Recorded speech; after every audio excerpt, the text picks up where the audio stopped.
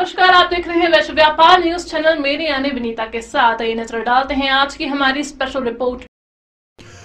America के राष्ट्रपति Donald Trump और रूस के राष्ट्रपति व्लादिमीर पुतिन ने पश्चिम एशिया में हालिया संघर्ष के बाद तनाव बढ़ने को लेकर बातचीत की है। दोनों के बीच यूक्रेन के साथ 3 साल से अधिक समय से जारी टकराव को लेकर भी चर्चा हुई है। रूसी राष्ट्रपति व्लादिमीर पुतिन के सहयोगी यूरी उशाकोव ने बताया है कि राष्ट्रपति व्लादिमीर पुतिन और अमेरिकी राष्ट्रपति डोनाल्ड ट्रंप ने फोन पर लगभग 50 मिनट तक बातचीत की है। मिडिल ईस्ट में ईरान और इजराइल के बीच बढ़ते तनाव और यूक्रेन शांति वार्ता पर चर्चा के दौरान ट्रंप ने क्षेत्रीय स्थिति को बहुत खतरनाक बताया। उशाकोव ने बताया है कि बातचीत के दौरान पुतिन ने भी ट्रंप को ईरान और इजराइल के नेताओं के साथ अपनी हालिया बातचीत के बारे में जानकारी दी है।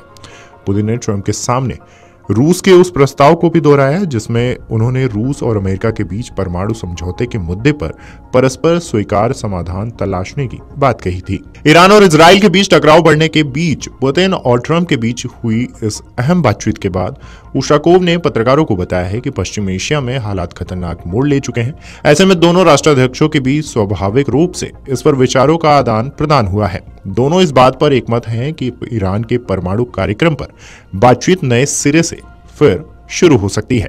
संभावनाएं पूरी तरह खत्म नहीं हुई है। उशाकोव ने कहा है कि पुतिन ने ट्रंप को इस्तांबुल में रूस और यूक्रेन के प्रतिनिधिमंडलों के बीच हुई शांति वार्ता के दौरान समझौते के कार्यान्वयन से भी अवगत कराया है। इसमें दोनों देशों के बीच युद्धबंदियों का आदान प्रदान भी शामिल रहा है। स्थानीय मीडिया रिपोर्ट्स के मुताबिक रूस के राष्ट्रपति व्लादिमीर पुतिन ने अपने अमेरिकी समकक्ष डोनाल्ड ट्रंप से कहा है कि वह ईरान के खिलाफ इजराइल के सैन्य अभियानों की निंदा करते हैं।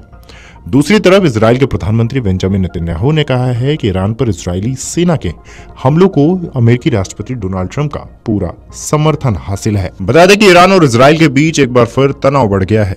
इजराइल के हमलों के बाद ईरान ने भी पलटवार किया है। हाल ही में ईरान ने सैकड़ों बैलिस्टिक मिसाइलें इजराइल पर दागी हैं।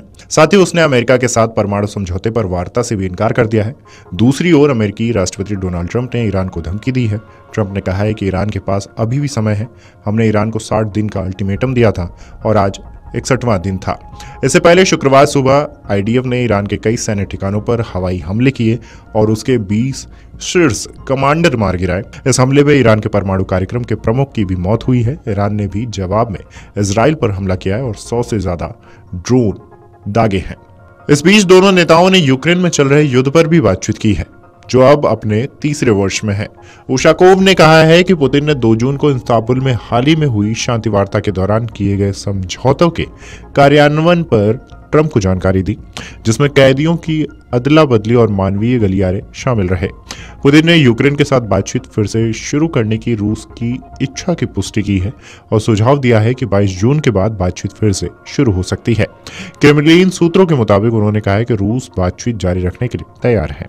इतना ही नहीं, ट्रंप ने कथित तौर पर संघर्ष के शीघ्र समाधान में रुचि व्यक्त की है और डोनेट्स और खार्किव जैसे विवादित क्षेत्रों में चल रहे सैन्य अभियानों और मानवीय स्थिति के बारे में भी विवरण मांगा है। यह कॉल ऐसे समय पर की गई है जब पूर्वी सीमा पर लड़ाई तेज हो गई है, जहां यूक्रेनी बलों ने हाल ही में रूसी ड्रोन और तोपखाने के हमलों की फिर से रिपोर्ट की है। खैर, आपको बता दें कि भू राजनीतिक मुद्दों के बावजूद दोनों नेताओं ने व्यक्तिगत रूप से बातचीत की है। रिपोर्ट पसंद आई होगी। इस तरह की खबरों से जुड़े रहने के लिए हमारे YouTube चैनल को सब्सक्राइब कर वीडियो को लाइक जरूर करें।